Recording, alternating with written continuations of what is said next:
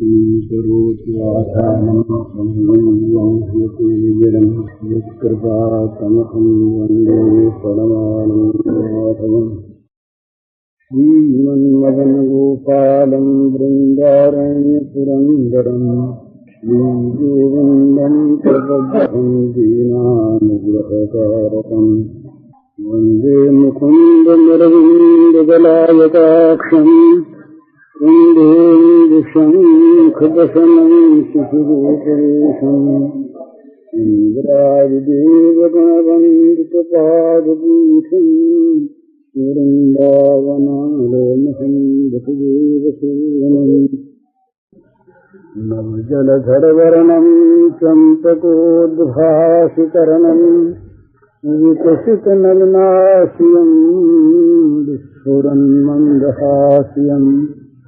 कनकरुचिदुकूलं चारुबर्हावशूलं कमपि निखिलसारं नौमि गोपीकुमारं वंशीविभूषितकरान्नवनीरदाभात् पीताम्बरादुर्मदन्दफलाधरोष्ठात् पूर्णेन्दुसुन्दरमुखादरविन्दनेत्रात् कृष्णात् परं किमपि तत्त्वमहं न जाने। बहुत छोटी सी सीमा में हमने अपने को सीमित कर रखा है और उस सीमा के अंदर इस शरीर को, शरीर के नाम को और इनके संबंधी प्राणी पदार्थों को ही हमने अपना जगत माना है और हम इसके बने हुए हैं और सारी चीजों को हम भोग्य बनाना चाहते हैं। ये जीव की दशा है। हम भगवान को भी भोग्य बनाना चाहते हैं, भला भोगता नहीं। जगत की तमाम वस्तुएं तो हमारी भोग्य हों ही, पर भगवान भी हमारे भोग्य हों, उनके द्वारा हम सुख प्राप्त करते रहें, ये हमारी अभिलाषा चिरंतन। और किसी भाषा में कहें, किसी क्षेत्र में रह करके बोलें, मौन होकर के बोलें, हम बोलते यही हैं कि भगवान हमारे भोग्य रहें और हम अपने रहें, उनके नहीं। इसीलिए सारा दुख, सारी अशांति, ये अशांति दुख तो मिट जाए विश्वास से ही, ये तो बहुत ऊंची चीज। भगवत कृपा में यदि विश्वास हो जाए, सारी अशांति, सारे दुख तत्काल मिट जाए। ये सिद्धांत है। हम मेरे पास लोग आते हैं, मैं स्वयं भी ऐसा ही कहते, हम बड़े दुखी, बड़ा संताप, बड़ी अशांति, यही बात सुनने को मिलती है। पर वो अशांति और दुख का निवारण बाहर से तो कहीं हो सकता नहीं। अशांति, सारे दुख, सारे संताप अभी अभी नष्ट हो जाएं भगवत कृपा पर विश्वास करने। भगवान की कृपा के बिना तो कुछ होता नहीं। उनकी शक्ति ही सर्वत्र क्रियाशील है और उनकी क्रिया, प्रत्येक क्रिया में उनकी कृपा भरी है। हमारी दृष्टि बहुत सीमित होने के कारण से अपने मन की जहाँ नहीं होती, वहाँ हम अशांत हो जाते हैं, दुखी हो जाते हैं, बड़ा बुरा हो गया। पर यदि कृपा में विश्वास हो और हम ये ठीक ठीक अनुभव करें कि उनकी अपनी दृष्टि से जो दृष्टि परम कल्याणमयी है, और जो दृष्टि सत्य है, और जो दृष्टि यथार्थ हितकर है, उनकी उस दृष्टि से जो उचित है वही उनकी कृपा से बन रहा है, चाहे वो देखने में कुछ विपरीत प्रतीत हो। तो ये विश्वास यदि हो जाए तो तत्काल शांति मिल जाएगी। किसी डॉक्टर को आप अपना फोड़ा दिखलाते हैं, पेट दिखलाते हैं, जानते नहीं हम, वो कहता है कि भाई इसमें अमुक दोष है, ऑपरेशन कराना पड़ेगा। हम करवाए रहते हैं और स्वेच्छा पूर्वक सुख से कराते हैं, तो उस ऑपरेशन में दुख नहीं मानते, चाहे वो डॉक्टर भूल भी कर जाए। हमारे वो लड़कियां अरुणा है, उसका पेट का ऑपरेशन कर दिया डॉक्टरों ने, कुछ निकला नहीं तो बोले बहम ही निकल गया। उसका ऑपरेशन हो गया, उनका बहम निकल गया। तो डॉक्टर तो भूल भी कर सकते हैं, पर भूल करने की जहाँ गुंजाइश है उन डॉक्टरों पर हम विश्वास कर लेते हैं कि ये डॉक्टर जो कहते हैं वो 16 आने सत्य, ऑपरेशन करेंगे वो सर्वथा उचित, और हम मजे में शांति पूर्वक दुख में सुख मांगते हुए। ऑपरेशन में पीड़ा होती है, हाँ, तमाम अंग काट डालते हैं, घाव भरते महीनों लग जाते हैं, उस दुख में सुख की अनुभूति करते हुए हम केवल विश्वास के नाते अपना शरीर अपना जीवन डॉक्टर को समझ देते हैं। ये सबका अनुभव है। तो जैसे स्वयं अज्ञ अल्पज्ञ भूल से भरा स्वार्थी एक डॉक्टर है, उस पर हम विश्वास कर लेते हैं और तुरंत शांत और सुखी हो जाते हैं। तो भगवान कृपा पर विश्वास करें। उन्होंने एक घोषणा की, सुहृदम सर्वभूतानां ज्ञात्वा माम शांति मृच्छति। भैया शांति के दुख से तुम जल रहे हो, बड़ा सीधा उपाय हम बताऊं तुमको, और उस उपाय में स्वयं बंध जाते, ऐसे ही कुछ ठिकाना नहीं।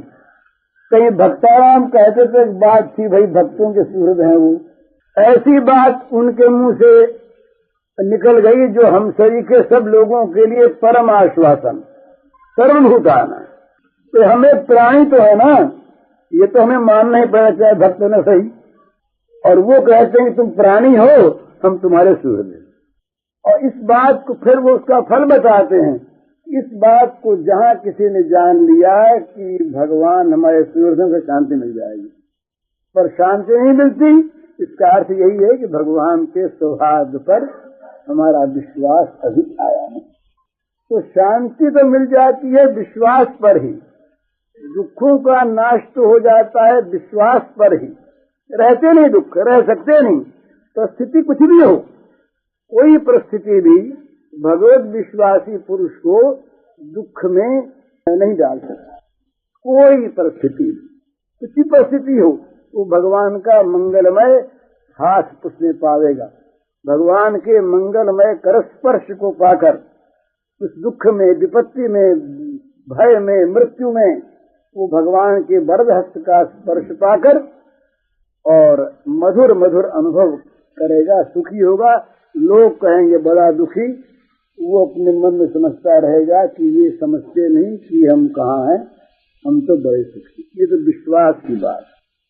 और जहाँ समर्पण हो जाए, समर्पण का अर्थ है अपने को उनका बना देना। अब और अपने को उनका बना देने वाला अपना भी फिर न रह जाना है, जो उनको अपना बना दे, और अपना बना देने वाला जो है वो भी न रहे।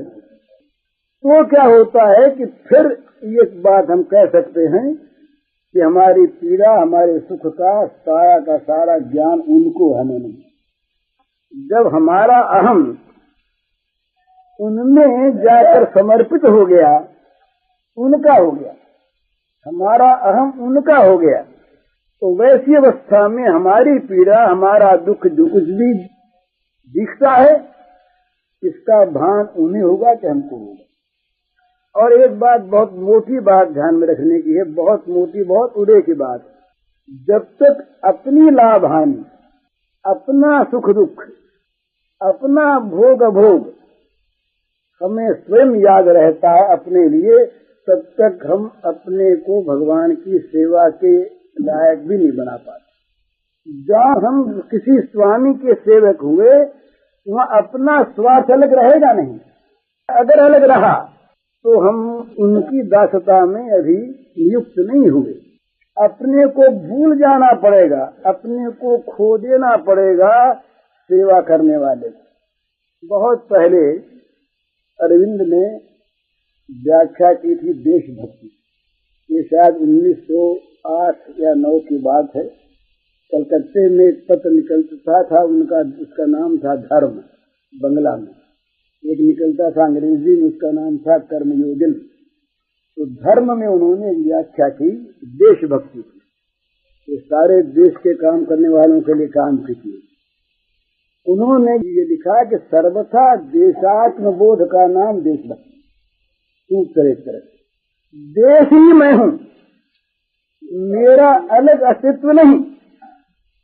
तो फिर देश का सुख दुख, देश का हानि लाभ, देश का मान अपमान, ये सब मेरा होगा। अरविंद ने अपनी पत्नी को पत्र लिखा है, उसमें लिखा कि तुम ये मत समझो कि 3.5 हाथ का ये शरीरधारी अरविंद है, ये 33 कोटि जो भारतवासी हैं वो अरविंद है। भारत की नद नदियां, भारत के समुद्र, ये अरविंद का रक्त है। इस प्रकार उस विराट देश में अपने को जो मिलाकर देश के हानि लाभ मान अपमान को अपना अपना माने, वो देशभक्त। तो जिस देशभक्त का अपना स्वार्थ अलग, जो देशभक्त अपने आप में देश से अलग, वहाँ पर जहाँ स्वार्थ में संघर्ष होगा देश के और अपने, वहाँ मामला बिगड़ जाएगा, जैसा आज बिगड़ रहा है।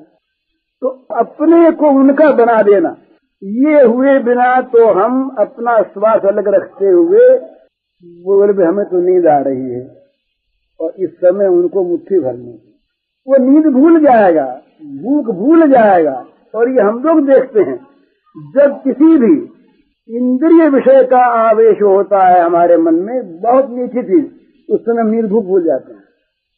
संसार में निकृष्ट भोगों के भोगने में हम नींद भूख भूल जाते हैं, और कहीं समर्पण में न भूल जाए नींद भूख।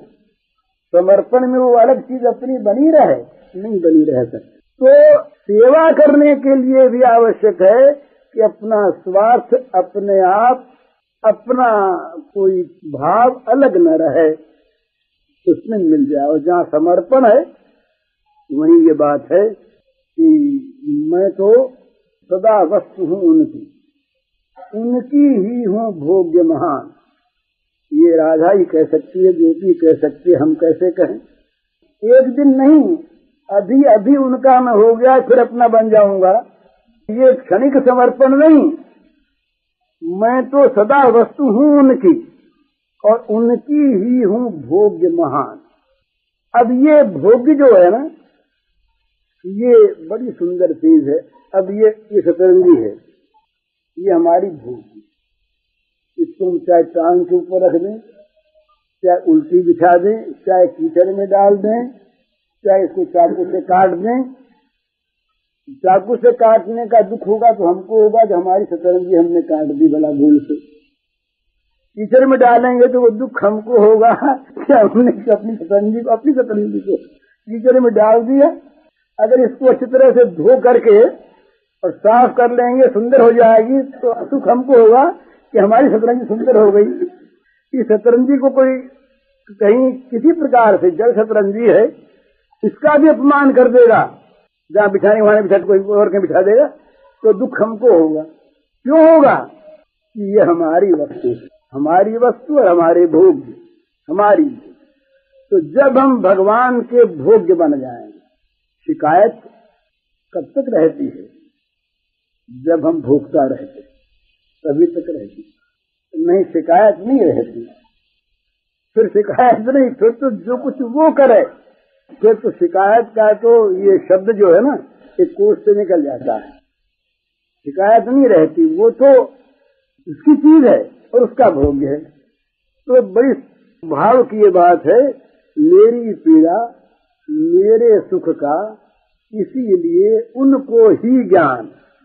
उनको ज्ञान कभी होता सो नहीं है कि नहीं। इस शरीर में हमारा आत्म भाव है, पैर अगर हमारा आत्म भाव का ही एक स्वरूप है तो कांटा गड़ेगा, यह है यहाँ, और ब्रेन सोचेगा कांटा गड़ा, और संताप होगा हृदय में, क्योंकि हमारा है और हमारा भोग्य। तो जब कोई भक्त, प्रेमी, प्रेमिका कुछ भी कहें उसको, नाम वाम को लेकर के लड़ने झगड़ने की आवश्यकता नहीं। सखी हो चाहे सखा हो, असल में चीज है अर्पण की। अपने आप को अर्पण कर दे, और वो अर्पण केवल शब्द का हो, अर्पण यथार्थ हो। तो अर्पण की कसौटी यह है कि हमारा दुख, हमारी पीड़ा, हमारा सुख उनको होने लगे। ये अर्पण की कसौटी उनको होने लगे। फिर वो शायद विनय पत्रिका में आया है, लक्ष्मण जी ने कहा कि घाव तो हमारे हैं और पीड़ा उनको हो रही। राम को पीड़ा हो रही, घाव हमारे, तो क्या चीज है ये? वो जो लक्ष्मण है वो राम के समर्पित है, लक्ष्मण अलग नहीं है, अलग नहीं, लक्ष्मण राम के समर्पित। इसी प्रकार जिसका जीवन भगवान के यथार्थतया समर्पित है उसके जीवन में न सुख रहेगा न दुख रहेगा। उसके जीवन में क्या रहेंगे? प्राण प्रियतम रहेंगे, बस। अब वो सुख हो तो उनको हो, दुख हो तो उनको हो, मान हो उनका हो, अपमान हो उनका हो। तो ये मानापमान सुख दुख की जो उक्ति है ये भी कहने भर के लिए, उसको इसकी भी स्मृति रहती, उसको स्मृति नहीं रहनी चाहिए इसकी। वो तो उनका हो करके अपने आप को खो दिया, अपने आप को खो दिया। अपने आप को खोकर क्या हुआ? वो अचिंत्य और अनिर्वचनीय स्थिति है। प्रेमी प्रेमास्पद का सर्वथा भोग्य बनकर उनके अंदर उनकी इच्छा से उनके आत्मसात हो गए। उन्होंने अपने में उसको ले लिया, अपने साथ मिला लिया, अपने अंदर उसको बसा लिया, अलग रहा नहीं। इसलिए मेरे तन का घाव तथा मेरे मन की जो यथा अपार, दो ही तरह के दुख होते हैं संसार में, शारीरिक और मानसिक, आभ्यंतरिक और बाह्य। ये दोनों दुखों का सारा भार फिर वो स्वयं ढोते हैं। करें अपना, उनको जो अच्छा लगे सो करें, उनको घाव सहना हो घाव सहें, उनको आराम से रहना हो आराम से रहें। अब ये आराम और आराम का न होना इसका इसको पता नहीं, उसको पता। तो ये हम लोग जो है ना उनसे प्रेम की चर्चा जब करते हैं इसके पहले हमें जगत को भूल जाना चाहिए। इस जगत की चीजों को सामने रखकर, यहाँ के अभावों को सामने रखकर, यहाँ के सुख दुखों को सामने रखकर जो चर्चा करते हैं प्रेम की, वो प्रेम काम बन जाता है। क्योंकि वो उसमें कोई न कोई छिट भगवान से प्रेम करेंगे, हमको भगवान सुखी करें। और आप ऐसा प्रेम जो हमें कि हम सुखी हो जाएं, ऐसा भी बोलो भगवान से हम लोग मांगते, अपना ऐसा प्रेम दो कि हम सुखी हो जाएं। हम सुखी हो जाएं, ये तो असली उद्देश्य है। और प्रेम न दे करके कुछ और जगह सुखी कर दे हमको, तो हमें उसमें आपत्ति नहीं है। भाई वो कह देंगे तुमको प्रेम तो नहीं देंगे, सुखी कर देंगे, बोले अच्छी बात, सुखी कर दो, प्रेम न सही पीछे दे दे, कोई बात नहीं, आवश्यकता तो हमें सुख की है ना। तो प्रेमी की ये मांग नहीं होती कि हमें सुखी करो, वो तो स्वसुख की कल्पना लेश से शून्य होता है। स्वसुख की कल्पना का लेश उसके मन में नहीं होता, इसीलिए वो उनका होता है। इसीलिए उनकी उसकी पीड़ा का दुख का ज्ञान उनको होता है, इसको नहीं होता। वो सारा शरीर जो है वो शरीर फिर ये नहीं रहता, इस शरीर में सारे अंग प्रत्यंगों में वो स्वयं आकर बस जाता है। ये कल्पना नहीं है, ये यथार्थ सत्य है, भावुकता नहीं है, ये सत्य ऐसी ही चीज है। तो वहां फिर क्या होता है, वहीं पर लीला का विस्तार होता है। लीला के लिए क्षेत्र चाहिए, उन्मुक्त क्षेत्र चाहिए। हमारे जीवन में हृदय में जहाँ वासना कामना भोग अहंता ममता इत्यादि बने हैं, वहां तक सारा क्षेत्र नाचने का अवरुद्ध है। भगवान नाचे कहाँ? कहीं कूड़ा पड़ा है, कहीं मैला पड़ा है, कहीं गंदगी पड़ी है, कहीं गढ़ा है, कहीं आग लगी हुई है। हमारे जीवन का यही तो स्वरूप है। कहीं गंदगी है, कहीं कूड़ा है, कहीं मैला है, कहीं आग लगी है, कहीं जल रहा है। यही तो हमारे जीवन का स्वरूप है ना। तो क्षेत्र उन्मुक्त नहीं, सारा क्षेत्र कूड़े से गंदगी से जलन से भरा। यहाँ उनका नृत्य विहार लीला विहार कैसे हो बताइए? उन्मुक्त क्षेत्र होना चाहिए जहाँ पर उनके नाचने के लिए जगह मिले। हम लोग जब कीर्तन करते हैं हमारा कीर्तन तो कुछ होता ही नहीं, ये तो लोग दिखाओ चीज होती है। जगह दे दी राशि, लोग नाचेंगे तो नाचने वालों को जगह चाहिए, बीच में कोई बाजा भी उठा दो, बाजा भी रहेगा, इसकी भी अड़बड़ रहेगी, बाजा अलग बजा बजा करे, फिर इस नाचने के क्षेत्र में बाजा न रहे, सुख दुख कुछ भी न रहे, उससे अलग बिल्कुल उन्मुक्त क्षेत्र हो जाए, पवित्र विशुद्ध निर्मल, दूसरी वस्तु का जहाँ से अभाव हो वहाँ भगवान नाचते, वो भगवान का लीला स्थल होता है, लीला विहार स्थल होता है। और फिर भगवान क्या करते हैं, भगवान के मन में एक लोक पैदा होता है। विचित्र बात है, लोक पैदा होता है कि हमारे हृदय में ये नाचा है, भगवान के हृदय में लोक पैदा होता है कि हमारे हृदय में ये प्रेमी नाचा है, इसके नाचने का क्षेत्र बन जाए हमारा हृदय। तो ये बड़ी विचित्र बात है महाराज। उस समय भगवान अपनी ये प्रेमी के लिए, उस समय भगवान अपने मन से जगत को निकाल देते हैं, उसमें भगवान अपने मन से लोक को निकाल देते हैं, उस समय भगवान अपनी लोकपालकता और सृजनता को भूल जाते हैं, उस समय भगवान अपने हृदय को सर्वथा उसी के लिए बनाकर दे देते हैं, आओ नाच, तो बुलाते हैं, बुला करके अपने सो सज्जन मन गुरु बस कैसे लोभी हृदय बसत धन गए। भगवान राम के वाक्य हैं कि जो सारी ममता को सब जगह से बटोर कर और एक बनाकर उससे अपने मन को मेरे चरणों में बांध दिया, वो सज्जन, वो साधु महात्मा मेरे हृदय में कैसे बसता है, जैसे लोभी के हृदय में धन। बड़ी सुंदर उपमा है। धन अपने आप नहीं आता, धन की स्मृति अपने आप नहीं, धन का लोभ जो है ये धन को हृदय में बुला करके सुरक्षित रखेगा।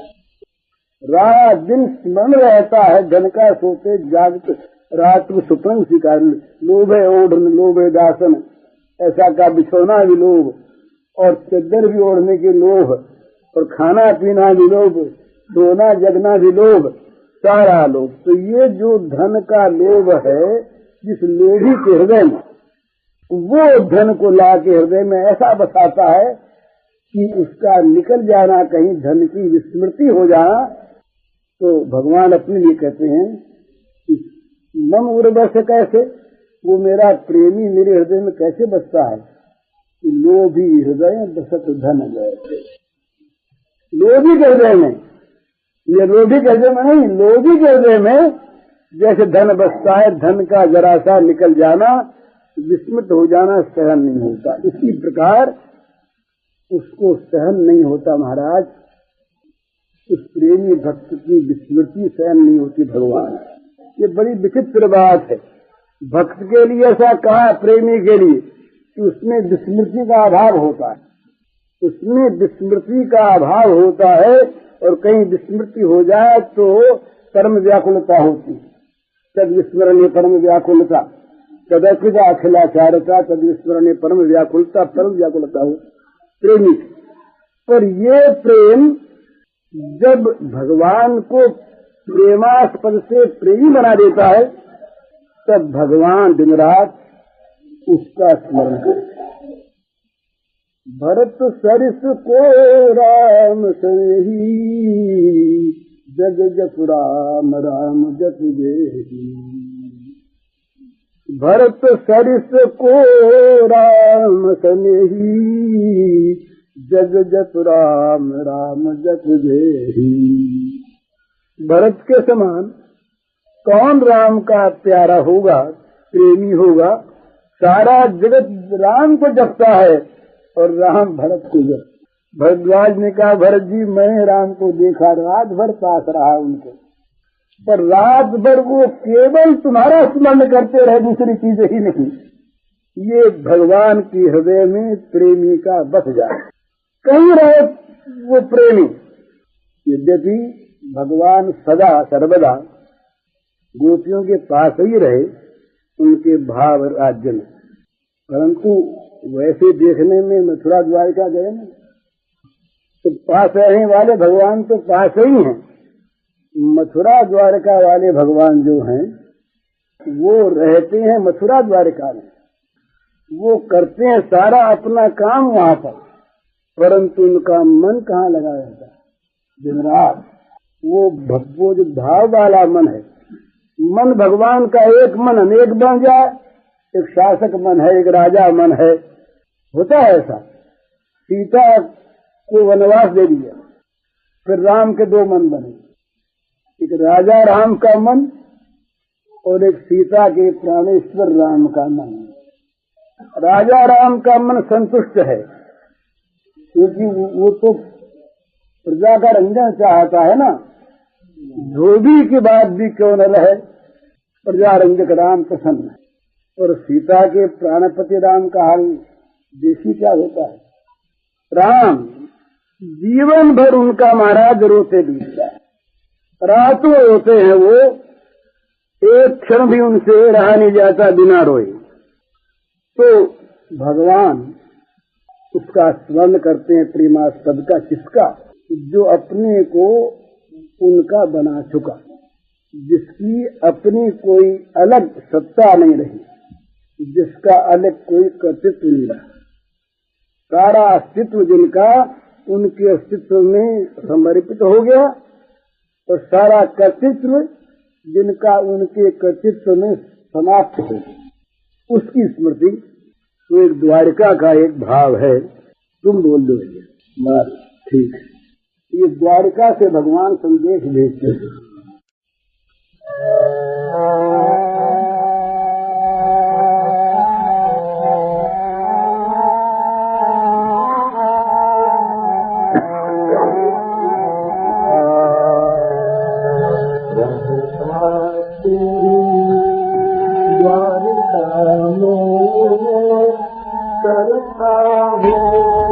कभी सदा अनंत रहे मेरा सतत मानते नहीं है, सदा अनगत रहे मेरा सतत मानते अनुशासन विध प्रचुर ऐश्वर्यों से युक्त सुंदर भाग्य राज्य प्रासाद, ऐसी चीजें हैं। विविध प्रचुर ऐश्वर्यों से युक्त सुंदर भाग्य राज्य प्रासाद, रमणीय रत्न सहस्रों से जग मग पूजाते अति आला। ये प्रसाद सहस्रों से जग मग पूजाते अति आला। संग से पार्वती विनय विभूषित जलित जयता सारी स्त्रियां जो हैं बढ़कर सुबगुण रूपवती निर्मल नारी। वहाँ की द्वारका जो रानियों का वर्णन कैसी है? बढ़कर सुबगुण रूपवती निर्मल नारी, तन मन से सेवारत विनय विभूषित दलित तुम्हारी, तन मन से सेवारत विनय विभूषित दलित गर्वसारी। एक से बढ़कर शुभ गुण रूपवती निर्मल नारी। निर्मल नारी नहीं है, से बढ़कर शुभ गुण रूपवती निर्मल नारी। राजकाज करता सब अनलस, राजकाज अपनी बात करते हैं, सब अनलस नेत्र में सदा सचे। द्वारिका में है ना, राज काज करता सब अनलक शत्रु सदा सचेत राष्ट्र नीति की रक्षा करता राष्ट्र नीति की रक्षा करता सदा सतर्क धर्म समवेत धर्म युद्ध रक्षा करता नीति की रक्षा करता सदा सतर्क धर्म समवेत सावधान और धर्म युद्ध रक्षा और अनेकों अतिदायित्व सब करता ये और अनेकों अतिदायित्व सब करता पर क्षण भर भी नहीं भूलता पर क्षण भर भी नहीं भूल सकता मैं तब मुख चंद्र पर क्षण भर भी नहीं भूल सकता क्षण भर भी नहीं भूल सकता मैं तब मुख चंद्र स्वप्नराज में जी प्यारी मैं पाता सदा तुम्हारा स्वप्नराज में प्यारी मैं पाता सदा तुम्हारा दर्शन मिलन विलास विविध होते बढ़ता नूतन रस रंग दर्शन मिलन विलास विविध होते बढ़ता नूतन रस रंग बहता नित्य प्रभा तुम्हारी मधुर रूप सदिका निर्बाध बहता नित्य प्रभा तुम्हारी मधुर रूप सदिका निर्बाध पल पल बढ़ती रूप माधुरी पल पल बढ़ती रूप माधुरी पल पल मई मनसाध पल पल बढ़ती रूप माधुरी पल पल मई मनसाध पल पल बढ़ती रूप माधुरी पल पल नई मनसार दूर रहो या पास रहो तुम दूर रहो या पास रहो तुम हम दोनों का रस पियो दूर रहो या पास रहो तुम हम दोनों का रस पियो अचल अचल अतुलित अनुभवमय अचल अचल अतुलित अनुभवमय रहता होता नहीं जियो अचल अचल अतुलित अनुभवमय रहता होता नहीं जियो सदा नाचती रहती प्रिय छवि प्रिय तुम्हारी मधुर चेत सदा नाचती रहती प्रिय छवि प्रिय तुम्हारी मधुर चेत पल पल नव लाख उपजता पल पल नव लाख उपजता पल पल रस आस्वाद विशेष पल पल नव उल्लास उपजता पल पल रस आस्वाद विशेष सदा नाचते रहती प्रिय छवि सदा नाचती रहती प्रिय छवि प्रिय तुम्हारी मधुर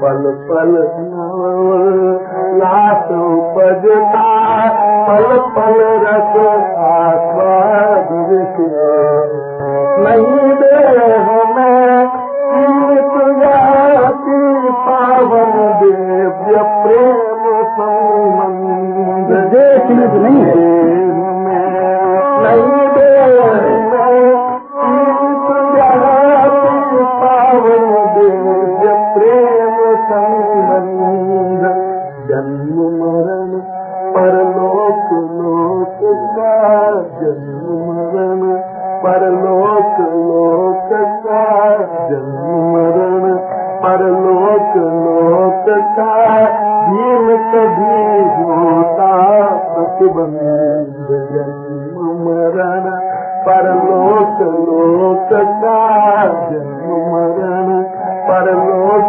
लोक का भीम कभी होता प्रतिबंध नित आक्षुण्य नित्य वर्धनमय नित आक्षुण्य नित्य वर्धनमय नित्य प्रेम रस मधुर अपार नित्य नित्य वर्धनमय नित्य प्रेम रस मधुर अपार रहता सदा सुधा तुति चिन्मय रहता सदा सुधा तुति चिन्मय शांति मार्ग रहित रहता सदा सुधा तुति चिन्मय शांति मार्ग रहित विस्तार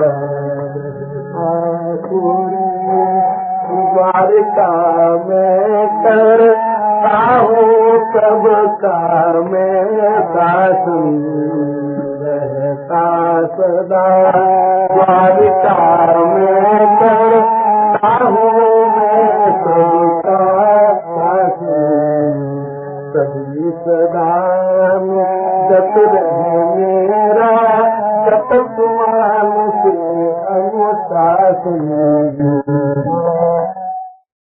अब इसमें क्या समर्पण है, कैसा समर्पण है, इसका कुछ हम अनुमान लगा सकते हैं। ये भगवान के उद्गारों से इस प्रकार का समर्पण, जिस समर्पण में सृष्टिकर्ता, पालनकर्ता, संहारकर्ता और उन कामों में प्रवृत्त रहते हुए ही भगवान सर्वथा और सर्वदा उस प्रेमी का अपने हृदय में सतत निवास देखते हैं और भगवान का हृदय नित्य निरंतर प्रफुल्लित होता रहता है उस प्रेमी के छवि माधुरी को देख देख।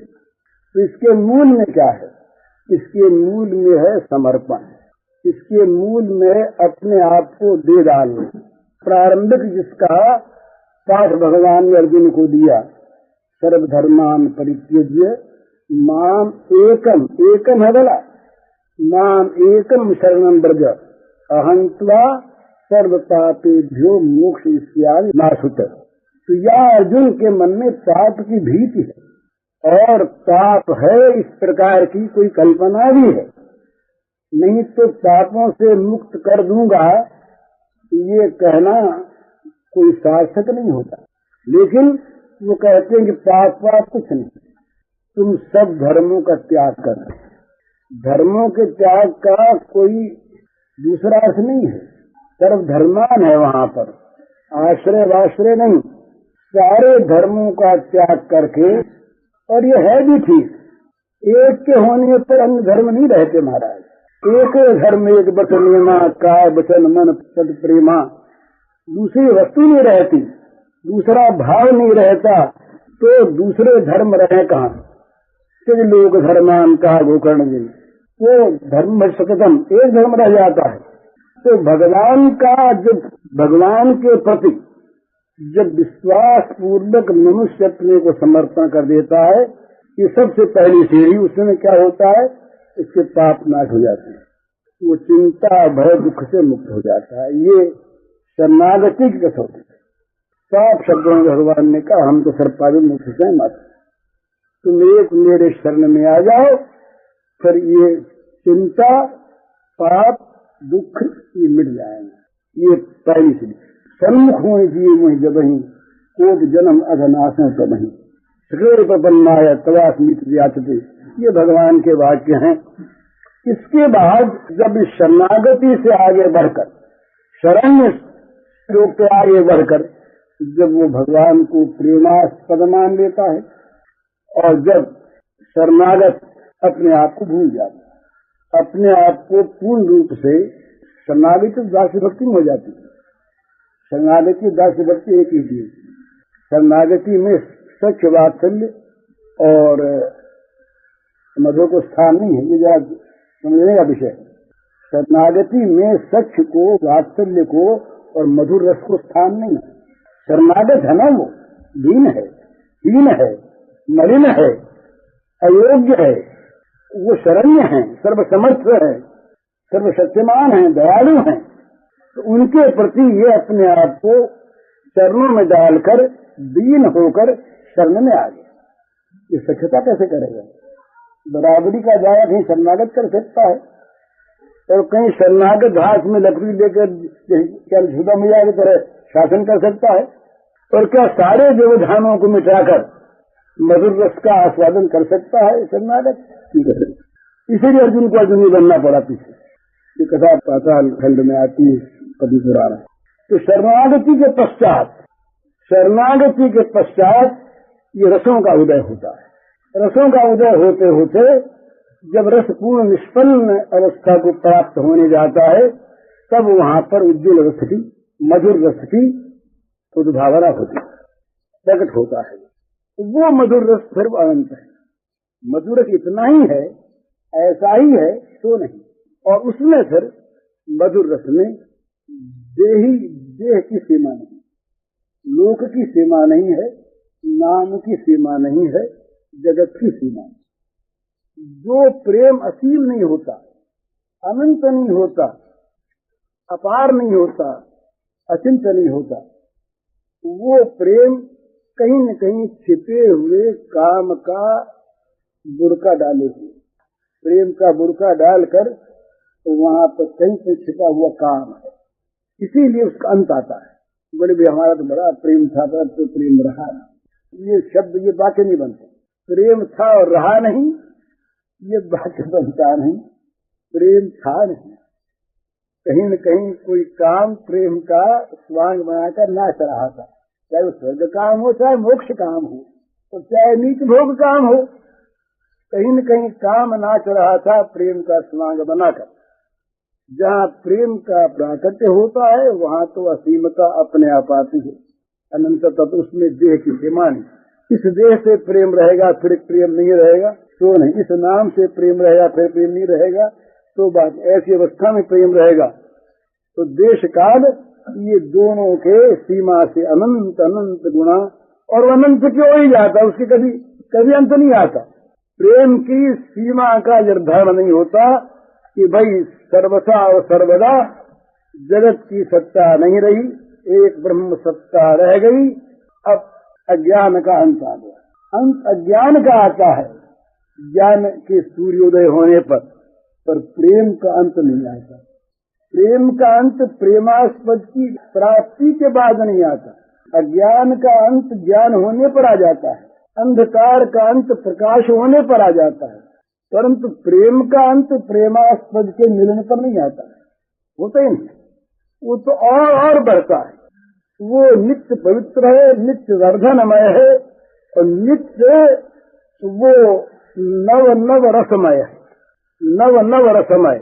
तो वहां पर तो ये चिंता भय तो तब हो कि जो चिंता भय के लिए कोई आधार हो, चिंता भय के लिए कोई क्षेत्र हो, कोई जगत हो, कोई देश हो, कोई हृदय हो जहाँ चिंता भय रह सके। स्थान तो नहीं है मन में ब्रह्म को रखने के लिए, व्यापक ब्रह्म को हृदय में बसाने के लिए स्थान नहीं बचता।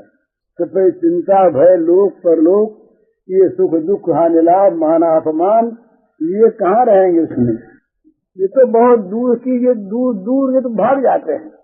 ये जितने भी द्वंद्व हैं सारे द्वंद्व भाग जाते हैं, पास नहीं रहते। तो सबसे पहले करना यह है कि उनकी मंगलमयी कृपा पर विश्वास है, और वो कृपा इतनी अबाध और इतनी अभेदमयी है कि उसकी उस कृपा के लिए विश्वास के अतिरिक्त किसी भी और अधिकार की योग्यता की आवश्यकता नहीं।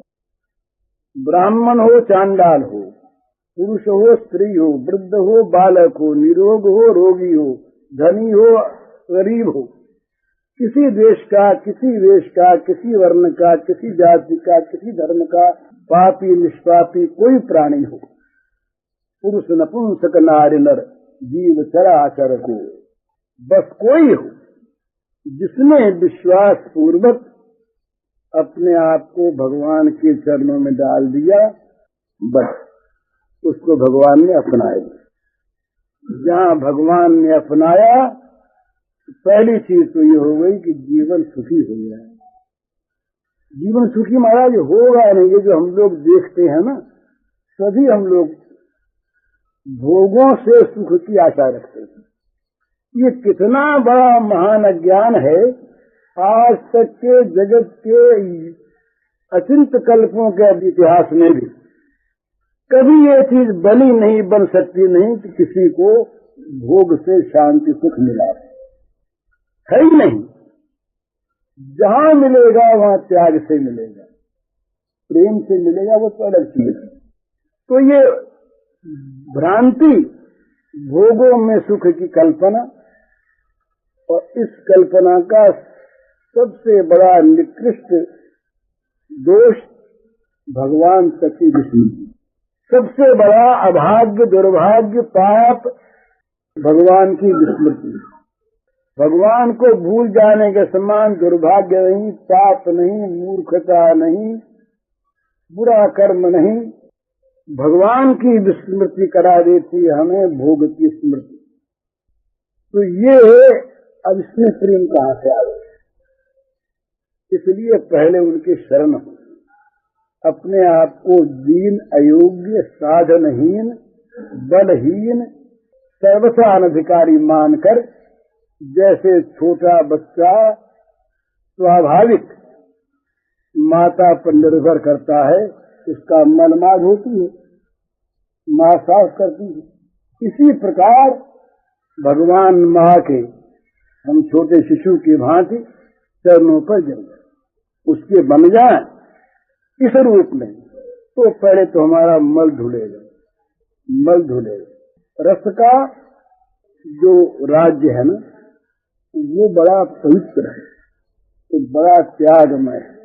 रस का राज्य त्याग से शुरू होता, नहीं तो विरस कुरस अरस होते हैं, रस नहीं होता। रसो वैसा रस तो वो भगवान है।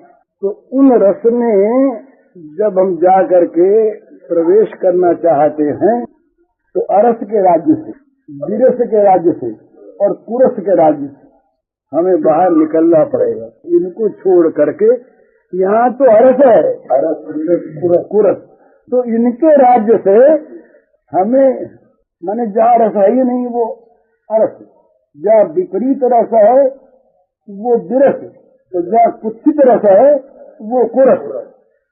तीन है, अरस, विरस, कुरस। इन तीनों के राज्य से जब हम निकल जाएंगे, तीनों के राज्य से जब हम बाहर हो जाएंगे, तब हम रस के राज्य में प्रवेश करेंगे। रस के राज्य में प्रवेश होने पर वहाँ सख्यत्व का आरंभ होगा। दास शरणागति में आ गया, उसके बाद फिर सख्यत्व का आरंभ होता है। वहाँ पर भी अभी दूरी है, वात्सल्य में भी दूरी है। वात्सल्य में भी सर्वांग समर्पण नहीं है। मधुर इसीलिए उसका नाम मधुर है।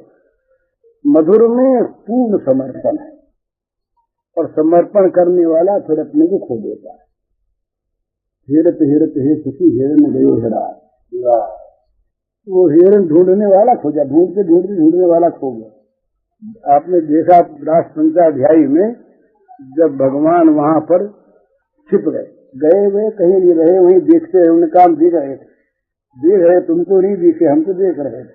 तुम्हारे रस का अधिक अधिक विकास हो, इसके लिए हम छिपे थे, देख रहे थे। और वहां क्या हुआ? इतना श्री गोपांगनाओं का, गोपांगनाओं की तन्मयता हुई कि अपने आप को उन्होंने खो दिया, लीला करने लगी उन्हीं की। श्री कृष्ण पहला प्रेम वैचित्र तो हुआ राधा रानी का, गए नहीं थे, वो थी तोड़ में ही, तो प्रेम वैचित्र हो गया, छोड़ गए। ये भाव है वहां का। तो भगवान का दर्शन हुआ तो उसमें भगवान कहे गए वो प्रेम वैचित्र की अवस्था राधा जी का प्रेम वैचित्र है। राधा जी क्रोध में थी और राधा जी को भान हो गया और श्याम सुंदर। तो इस प्रकार से अपने आप को जब खो देता है तब रस का वहां पर प्रादुर्भाव होता है। रस आगे बढ़ते बढ़ते जब उज्ज्वल रस में, महान मधुर रस में परिणत हो जाता है तब वो पूर्ण समर्पण में समर्पण करने वाला नहीं हो जाता। फिर उनकी लीला उनके अपने क्षेत्र में, उनके अपने द्वारा होती है, अपने दो रह करके लीला करने। सदा एक पर सदा बने दो बनने पर भी एकता में कहीं भी जरा भी किसी प्रकार की त्रुटि नहीं आई, त्रुटि आई नहीं, दो बने। तो इस प्रकार से वो भगवान के हृदय में भक्त और भक्त के हृदय में भगवान, हृदय दोनों का एक ही, दो हृदयों का निर्माण कर लेते हैं वहां भगवान लीला के लिए, दो हृदयों का निर्माण कर लेते हैं। हृदय एक ही है, एकात्मता ही है। ये तीन भाव होते हैं उसमें। कभी भाव होता है अपने आप को भूल करके राधा मान लेते हम कृष्ण, और कभी अपने आप को भूल कर कृष्ण मान लेते हम राधा, और कभी जब दूसरा भाव जागृत होता है तब मानते हैं कि हम तो एक ही, दोनों एक ही। श्रीमद् देवी भागवत में बड़ा सुंदर एक प्रसंग आया है महाराज, बड़ा सुंदर। ये श्री गोलोक धाम में रास मंडल में तमाम देवता आते हैं, विष्णु ब्रह्मा इत्यादि सब।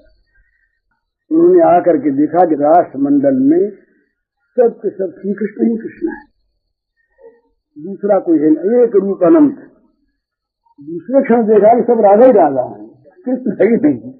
तीसरे क्षण देखा कि श्री कृष्ण है और उनकी हृदय में राधा मूर्तिमान, राधा कृष्ण हो जाना, कृष्ण राधा हो जाना, दोनों की एकात्मा।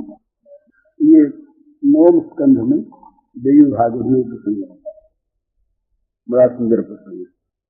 तो